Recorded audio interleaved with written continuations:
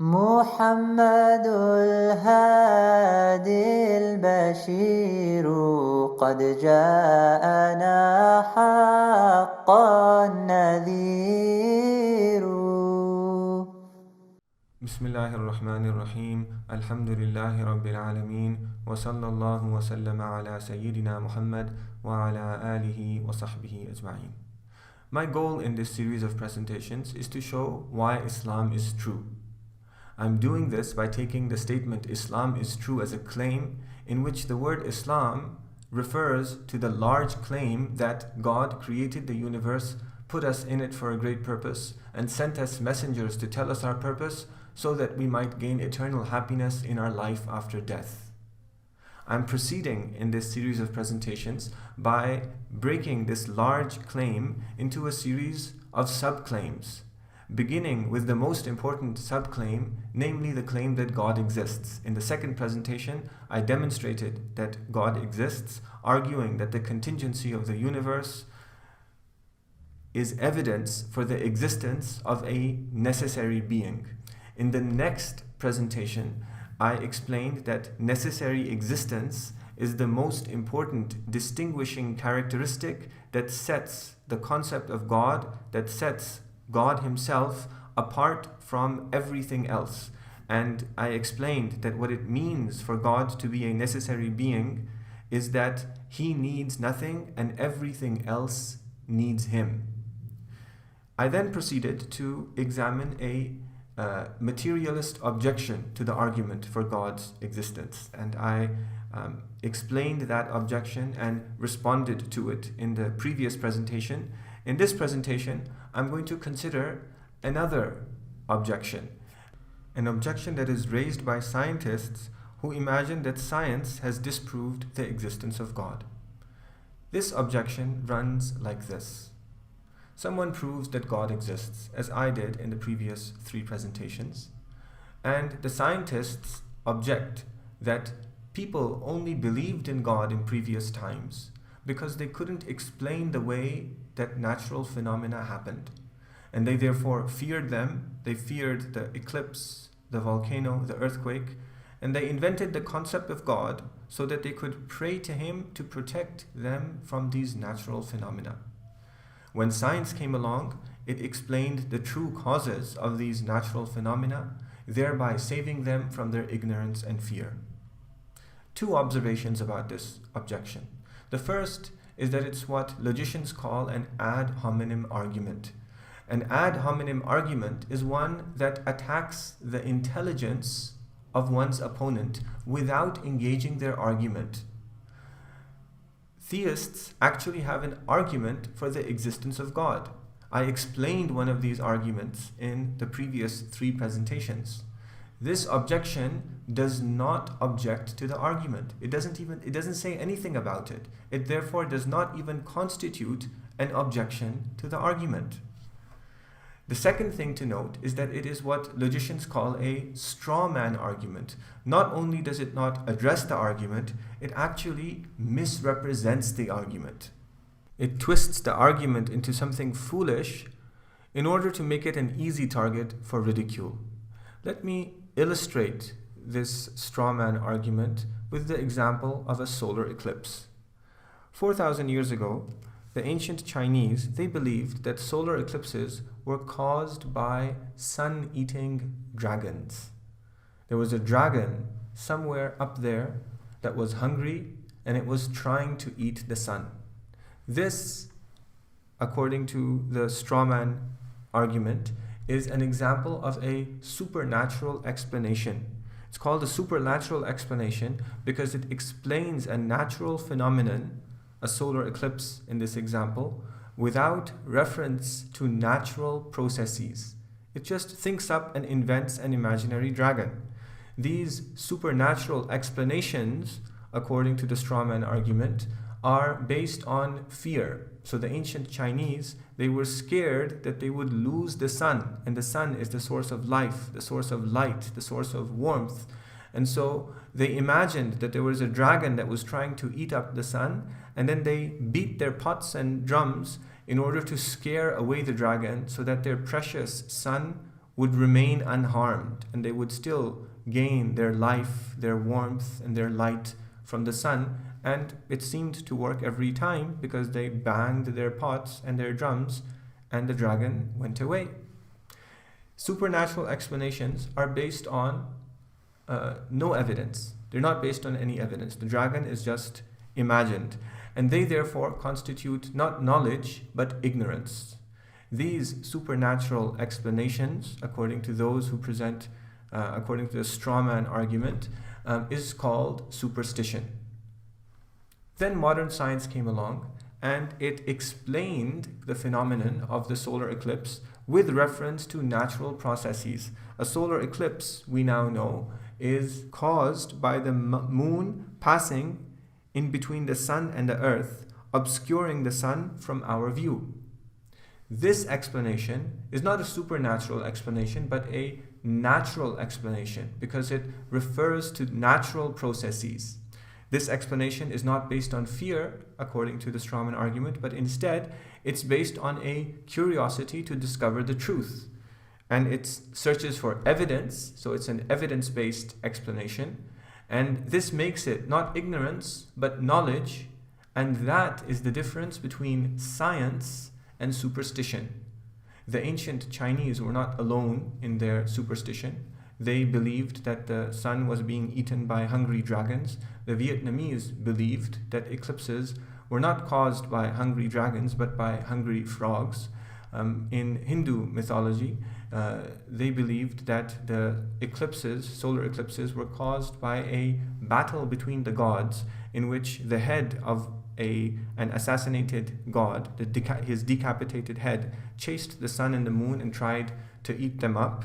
And in the shamanistic religions of some of the Native Americans, it was believed that the spirits of the dead were trying to eat up the sun and the moon, and they would do these ritual dances and sing these ritual songs in order to stop them from eating up the sun and the moon, and they never did, and it appeared to work. This is what misinformed scientists mean when they object that people have historically believed in God not based on evidence, but because they feared natural phenomena, and then science saved them from their ignorance and their fear.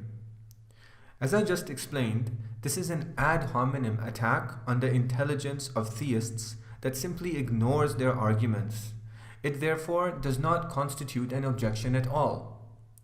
Not only is it an ad hominem argument, it also misrepresents the position of theists by making two claims that are false.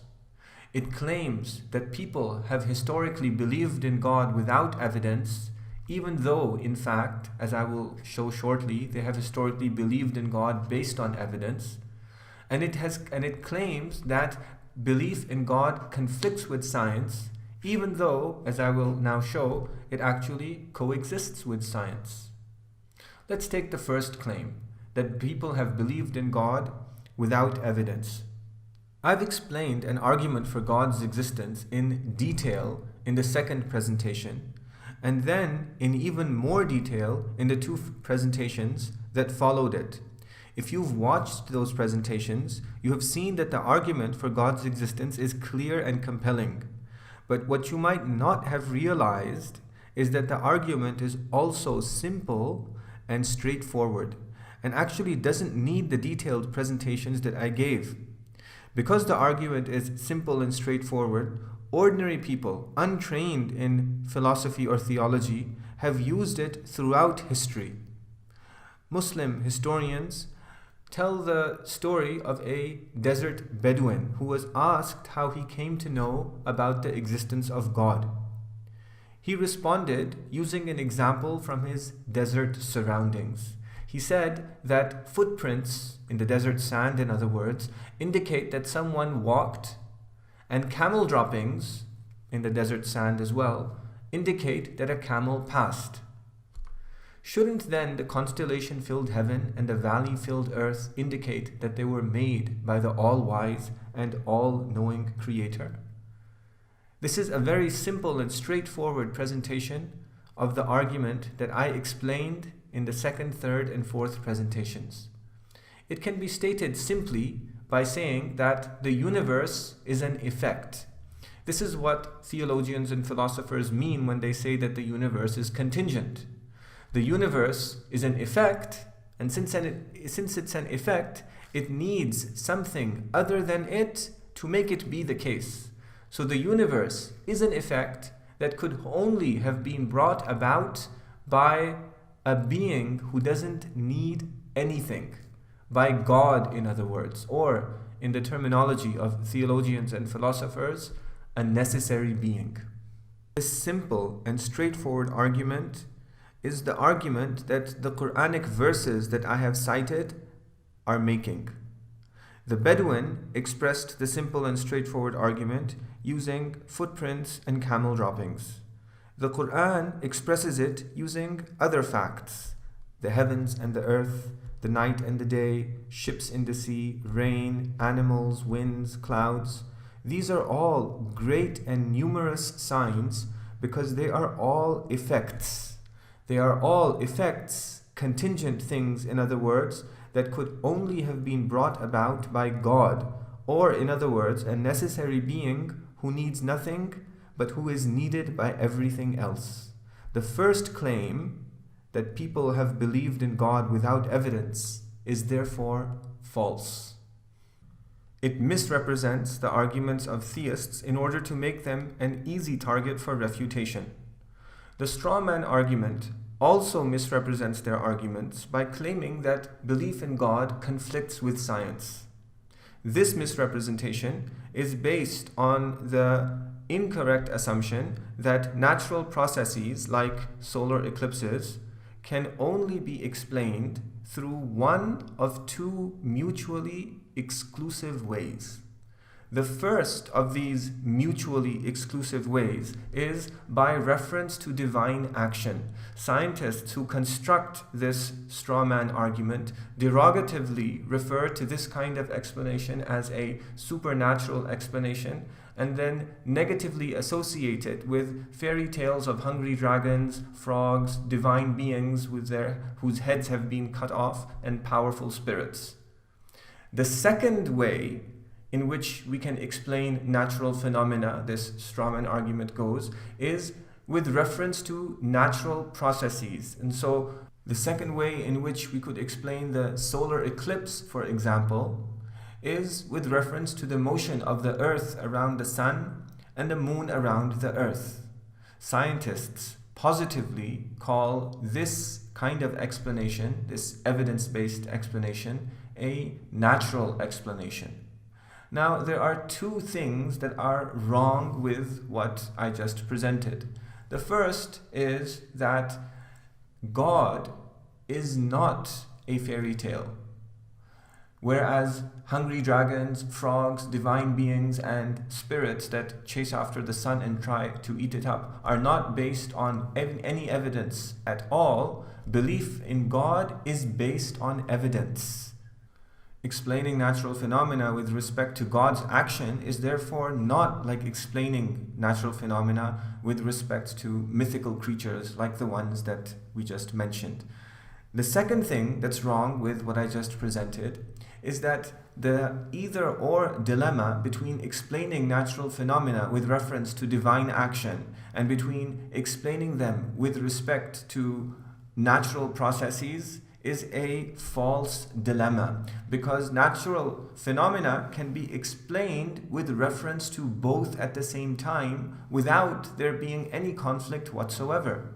For example, the verse from the Quran that I have cited frequently since the second presentation in this series, it describes God as being the one who sends down the rain. And it describes God as the one who brings forth vegetation from the earth after the rain falls.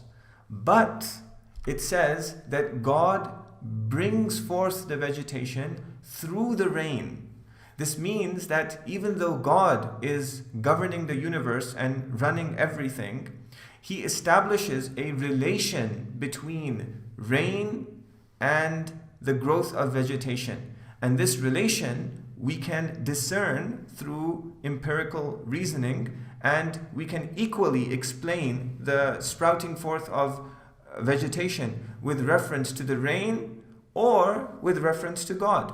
Similarly, God is the one who moves the winds and changes their direction, and God is the one who makes the clouds swirl, but because He runs the universe in a coherent and regular way, there is a relation between the changing of the winds and the swirling of the clouds, because of which we can equally say that it's the winds that swirl the clouds. Belief in God, therefore, does not conflict with science, because God governs the universe, He runs the universe in a scientifically coherent way, establishing relations between the various things that He creates, and we can infer these relations, we can see these relations through scientific reasoning. Another way to say this is that we can view natural phenomena from the perspective of the foreground that we see and the background that lies behind them. From the perspective of the foreground, we see natural processes in association with each other. From the perspective of the background, we see or infer divine action. Let's take the example of the water cycle. If we begin the cycle at the oceans, then the first step is that the water in the oceans begins to evaporate as a result of the heat of the sun. We can see this natural phenomenon from the perspective of the foreground, in which the evaporation is caused by the heat of the sun, or we can view it from the perspective of the background, in which the evaporation and the heat of the sun are both divine action. The next step is the water vapor rises. It rises because it's lighter than air, and the air comes down as a result of gravity, and the water vapor goes up. As it goes higher, the temperature drops and the water vapor condenses into clouds. We can view this phenomenon from the perspective of the gravity that pushes the air down and the water vapor up, and the dropping temperatures that result in the water vapor condensing into a cloud. Or we can view it as divine action, in which God creates the water vapor, God makes it rise, God creates the condensation, God creates the gravity, God creates the cold temperature. Winds then move the clouds through the atmosphere over land, and the winds generally move from the sea onto the land, because the water in the sea has a higher heat capacity, as a result of which the temperature of the air over the water is generally lower than the temperature of the air over land. This creates a difference in air pressure and causes the wind to move from the sea towards the land, pushing the clouds towards the land. We can view this natural phenomenon from the perspective of air pressure, or we can view it from the perspective of divine action. God is the one who created the winds, God is the one who created the difference in air pressure, God is the one who created the clouds and moved them. Then as the clouds get larger and larger, the water droplets, they fall down from the clouds as drizzle, rain, snow, or ice. We can view this from the perspective of gravity pulling down the drops of water or ice or snow into onto the land. Or we can view everything as divine action in the background that is creating all of these phenomena in a regular way, in a scientifically coherent way, placing relations between them that we can understand through empirical reasoning. And so on down the water cycle until the water eventually comes back into the oceans. Since we can understand natural phenomena both in terms of natural processes and in terms of divine action, belief in God does not conflict with science. If we now return to the example with which I illustrated the straw man argument of scientists who don't believe in God, you will see that since belief in God is based on evidence, it is not the same as believing that solar eclipses are caused by hungry dragons. Nor is it based on ignorant fear, nor is it superstitious. That God exists is a fact that is corroborated by evidence. Now, since most of us associate the word supernatural with baseless fantasy, a more meaningful way to refer to the explanation of natural phenomena by reference to divine action is to call it a background explanation, as I just explained in the example of the water cycle, or the ultimate explanation of natural phenomena, rather than to call it a supernatural explanation. It should also be clear that atheist scientists who refute belief in God by refuting hungry dragons are refuting a straw man. They're refuting something that their opponent does not even advocate. Belief in God is not based on ignorant fear. Belief in God is based on evidence. And since there is no conflict between belief in God and science, instead of setting up an opposition between science and quote-unquote superstitious belief in God, it is more accurate to simply demand that all human beliefs, whether religious beliefs or scientific beliefs, be based on evidence. And instead of calling scientific explanations natural explanations in order to contrast them with conflicting supernatural ones, it is more accurate to call them foreground explanations or proximate explanations that are complemented by the background or ultimate explanation of natural phenomena by reference to divine action. We are now in a position to respond to the objection with which I began this presentation. It is not the case that people have believed in God because they feared natural phenomena. Rather, people have believed in God because there is clear evidence for His existence. It is also not the case that science has saved believers in God from their ignorance and fear, because there is no scientific reasoning that conflicts with the evidence for the existence of God. Although I've put this objection to rest, I'm sure that all of you have a question in your minds that requires a clarifying addendum to this presentation. That question probably looks something like this. Isn't it the case that ancient religious beliefs in hungry dragons, hungry frogs, assassinated gods, and powerful spirits have all been corrected in some way by science? And since these ancient beliefs are always justified through belief in God, shouldn't science give us reason to be suspicious of God? The answer is that we need to separate between belief in God and between belief in the religious doctrines of specific religions. The reason why certain religions believed in hungry dragons, hungry frogs, assassinated gods, and powerful spirits was that they were man-made. And because they were man-made, they elevated superstition to the level of religious doctrine. When modern science came along, it exposed the falsehoods of these superstitions. And by so doing, it exposed the falsehoods of man-made religions. So it exposed the falsehoods of religious doctrines that elevated superstition to the level of religious truth. However, it didn't expose the falsehood of belief in God, because belief in the existence of God, a necessary being who sustains the universe and brings it into being, is different than belief in man-made addendums to this, to the existence of this being whose existence we know by evidence. Islam is not a man-made religion. Once, during the end of the Prophet's career, sallallahu alaihi wasallam, when his son died in infancy, the sun eclipsed.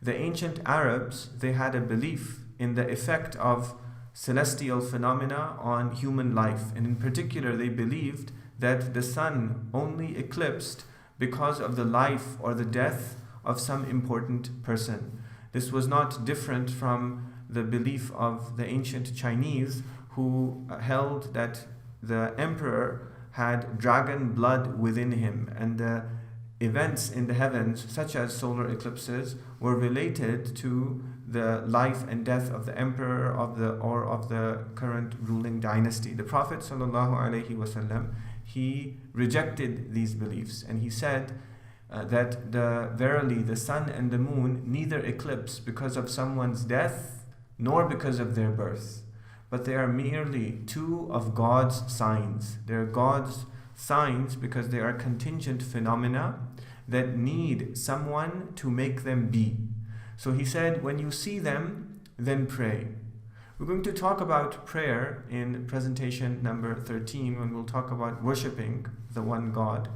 But for now, what I want to focus on is that the Prophet ﷺ could have elevated his own importance and the importance of his son by claiming that the eclipse of the sun showed the importance of the death of his son. But he didn't. He said that that's not the case. And this is because Islam is not a man-made religion. There are many other signs and indicators and proofs, in fact, that Islam is not a man-made religion, and that's what this entire series is about. But if we return now to the focus of this presentation, namely God and science, I want to tell you to stay tuned, because there will be several future presentations in which, God willing, I'll show that whereas modern science has exposed the falsehoods of man-made religions, it's actually corroborated the truth of Islam. وصلى الله على سيدنا محمد وعلى آله وصحبه وسلم. صل وسلم ربي وأنعم على المعلم